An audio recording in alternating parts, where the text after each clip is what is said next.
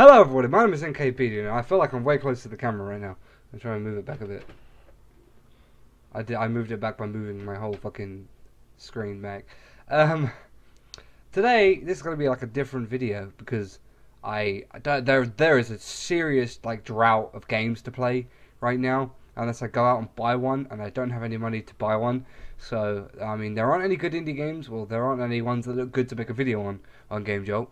So, I found this one game that made me think, and I thought, well, this has inspired me in the past. I'm going to try and do my best to inspire you, if you get what I'm saying. As in, like, make you see what I saw. So, all of you might probably know Scott Cawthon by this point.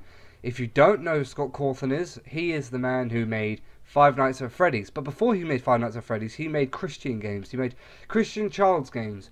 And they didn't do so well, and people kind of insulted him and attacked him on the quality of the game and how creepy the characters were. And that is what spurred him on to create Five Nights at Freddy's.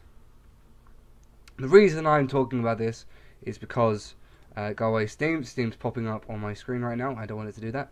The reason I'm talking about this is because recently Scott Cawthon put the game up on Game Jolt.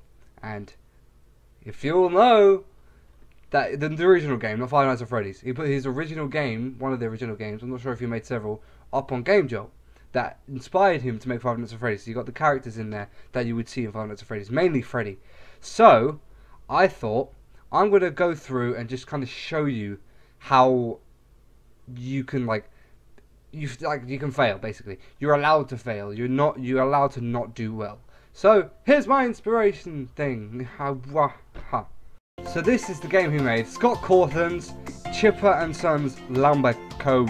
4. Okay, so there's a bit of a mouthful already. So as you can tell, there's that creepy Freddy-ish character. Let's go with slot 1. Well, little tyke, the day has come.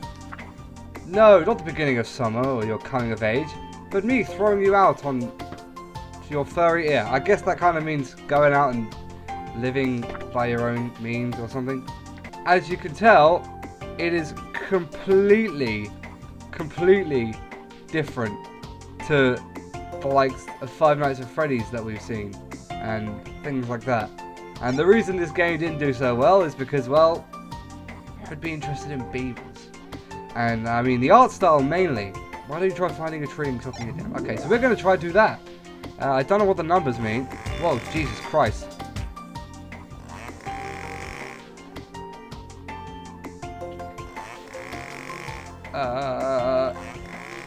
What the hell is that? Alright, so there are exclamation marks. I guess I can plant more trees. Oh, that's an enemy! What'd I do? I think I whittled it down to that. Okay, we can plant trees in replacement. Okay, so we can buy more trees, basically. Or make more trees. And then we can get more wood. This is a child's game. Enough with the spoon feeding. You're a big boy. Go explore for a while. See what you can find. Minigame. Oh, that bird. That bird. Oh, God. Is that the inspiration for Chica? I don't know. It's a bit too purple. Maybe like Bonnie / Chica. Jump over the pits. Easy, right? Get 2,000 points and I'll give you a special item.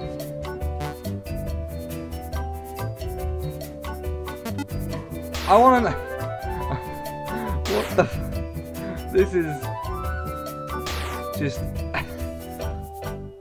Oh, Jesus Christ, I'm bad at this. Okay, I'll get it. I'll get it. This one. Come on.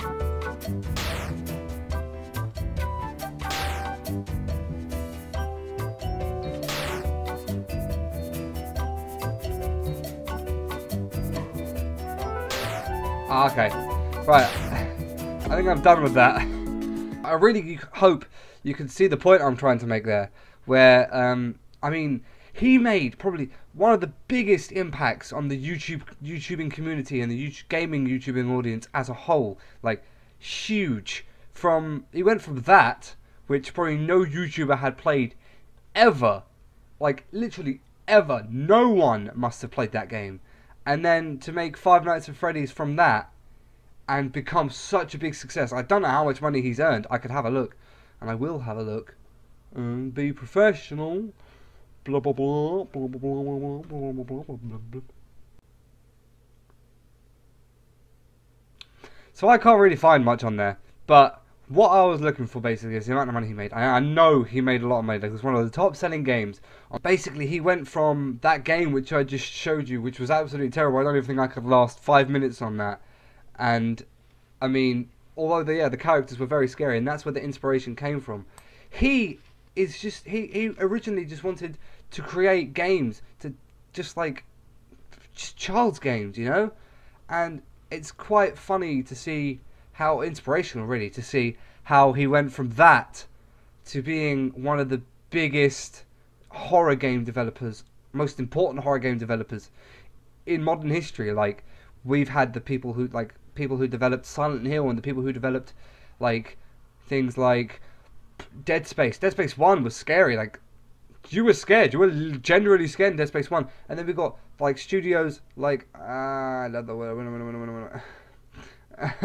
got this. I was not prepared at all for this. Shush. I'm funny. Laugh. Yeah, Frictional Games. They're one of the most important indie horror developers ever. I mean, they've recently made Soma, which I'm going to try and get and play through on the channel. I haven't seen anything of it, so I'm just saying, I haven't seen anything. I'm making sure I don't watch anything so that I can play through it. But yeah, they made Amnesia: The Dark Descent. They also made Amnesia. Oh, they didn't make Amnesia: Machine of Pigs. They had a role in Amnesia: Machine of Pigs. But most important, they made Amnesia: The Dark Descent, and then they made Soma, and both erupted on the internet. Maybe not like Soma, maybe not as much as Amnesia, but they both did. And I've got Amnesia. Like, I have it because it was like, oh, this was before I even did YouTube. I got Amnesia, not the Syndrome. It's the Syndrome, not the Syndrome. The game. Yeah, I own it, and I just own it because it's Amnesia. Because everyone like, you know, had a fuss. There was a fuss around it. And the same with Five Nights at Freddy's. The original reason I downloaded Five Nights at Freddy's was because, you know, everyone was playing it, and I was like, might as well. And that's one impact that other YouTubers have had, and that's the impact you can have. That's the impact you can have. I'm trying to be inspirational. That's the inspiration. That's the impact you can have on today and on modern society if you want to make an impression. And the reason it's so impressive is just because anyone can do it. I can do it. Like, people have... I'm not, like, bigging myself up here, but people have come up to me, they've seen my channel, and they've said, like, how, like, are you uploading a video a day? Even 2 videos a day every now and then. I'm not very consistent with that. But how are you uploading a video a day?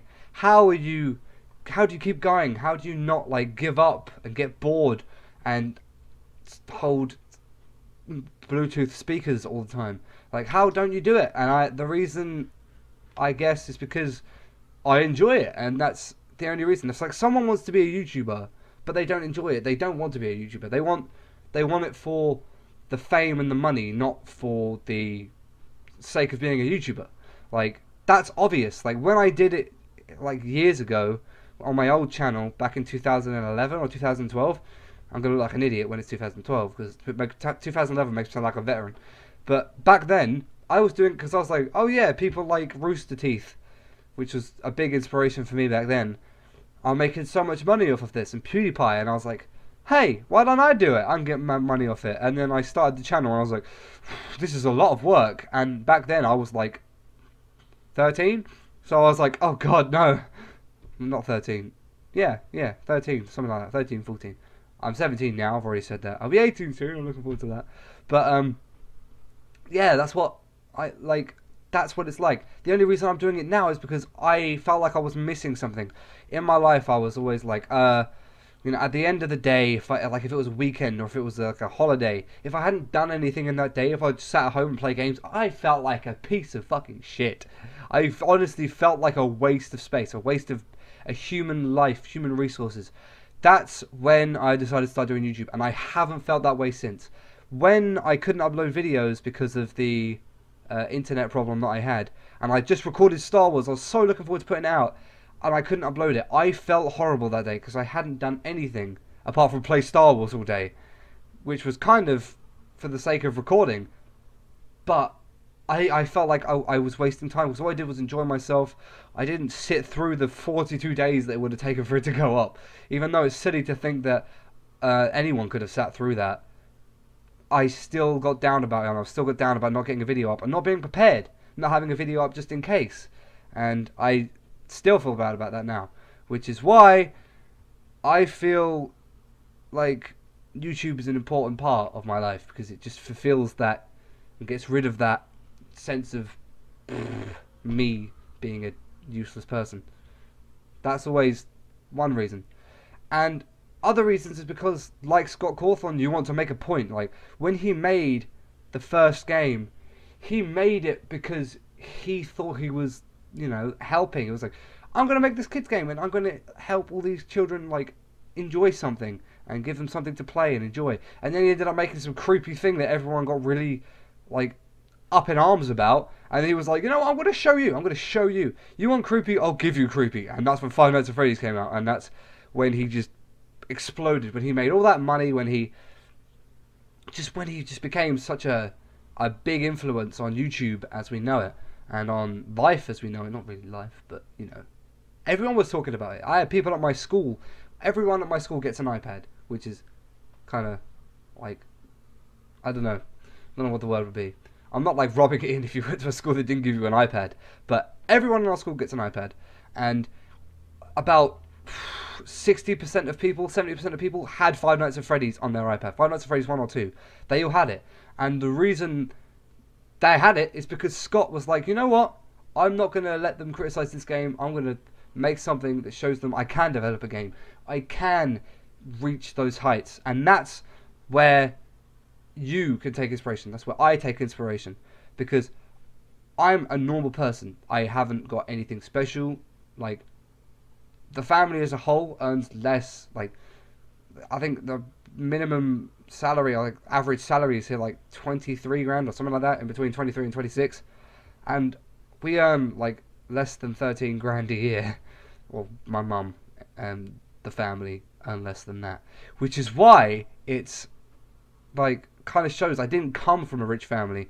I got this computer through saving up and through patience, and I chose this over a console because I thought, if I want to play games, I can play it on a PC, but if I really want to take this YouTubing seriously, I need to invest and I need to put time and effort into stuff.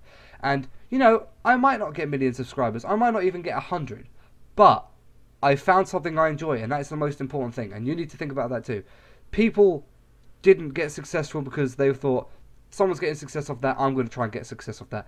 They got successful because they did what they enjoyed, which is why people who, like YouTubers, who kind of see someone else playing a game and they think, I'm going to play that game, and they don't play it because they think they'll enjoy it, they play it because they think they'll get a lot of views from it. That's not how you should do things. You should always do what you enjoy as a person.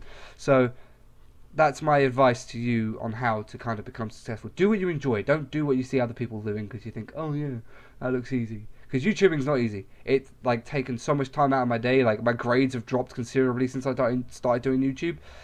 But I don't care because I'm loving it. And my whole family are telling me, you know, don't stop what you're doing. You know, you're going to waste your life sitting in front of a computer screen with a webcam that's like the brightest thing you've ever seen, and it's making you blind. And it kind of is making me blind. My eyesight's getting worse. But maybe that's just me getting old. I don't know. But yeah, like, this video probably has a lot of irrelevant stuff in it. Like, I don't think I've gone on much of a straight path. Like, I started off saying, use old mistakes as your inspiration, or use Scott Cawthon as your inspiration. Then I started saying, start doing what you enjoy. I mean, I'm just saying, you can do it as a person. You can do it. Anyone can do it. As long as you don't start murdering people, you're fantastic as a person. All of you. So, I really hope you kind of, like, see this video as like a, yeah, that's true. Like, if you go and look at those 2011 videos, oh, I'm going to have to look. If you go and look at the videos that I used to do, they are not at all of this quality. They were recorded using, like, this crappy computer, or I pointed a phone at a screen. It was so bad. And, you know, that's how I started this YouTubing thing. That's how everything started. And then I came back several years later, and all of a sudden I can go at it full force because I think, well, it's something I enjoy. I I I just think people forget about that. People forget that it's not about what someone else is enjoying or someone else is getting success off. It's what you want. It's what you enjoy. And if people get upset that they're not doing well, or people get upset that they're not getting there, well, just keep trying, because eventually you can come good. You can find joy. You can find something that has cemented its place in your life, like YouTube has in mine. And I don't think I'll ever stop. But sometimes I might not. Sometime I might not have no choice. Like if my mum stopped getting internet and I was moving out and I couldn't get internet, or because I'm going to be moving out soon, or if I was at university and they don't provide internet for me, because I think I might go to university sometime. But that's a problem that I'm going to run into, but I'll deal with it. YouTube will be missing, but I will always come back to it. Even if, when YouTube gets taken down, I obviously can't really do anything. Hopefully there'll be some new kind of service, because I'll always be doing Twitch streams if Twitch doesn't go down. I'll be doing Twitch streams because I love it. I love talking. You can probably tell this video is going on for a while. I love talking, and I love playing games, and I love entertaining people. People have told me that they're happy, that they enjoy my videos, and I'm like, damn right you do. I'm like, yeah, thank you very much. It makes me feel very, very happy, especially whenever I see that subscriber number go up. It's just like, oh, thank you so much. I love you. And whenever I see it go down, I'm like the opposite. I'm like really depressed for the whole day. But that's just shows how much of a role it has in my life now, and how much it contributes to my happiness. So thank you everybody so much for watching. I'm sorry if I rambled on too much. I'm sorry if I'm not playing enough games, or if I'm playing too many games.